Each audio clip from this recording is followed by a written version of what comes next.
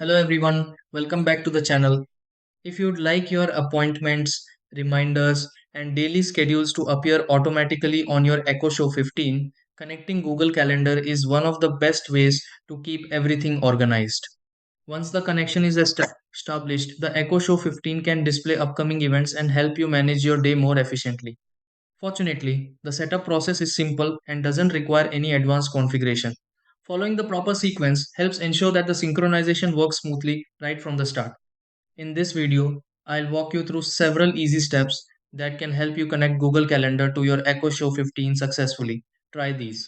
Step 1. Make sure the Echo Show 15 is connected to a reliable Wi-Fi network before beginning the setup. Step 2. Open the settings menu available on the Echo Show 15 and locate the calendar or account options. Step 3. Select the option to add an account on the Echo Show 15 and choose Google Services. Step 4. Sign in with the Google account that you want the Echo Show 15 to synchronize with. Step 5. Allow the Echo Show 15 enough time to complete the synchronization process. Step 6. Verify that appointments and events from Google Calendar are appearing correctly on the Echo Show 15 display.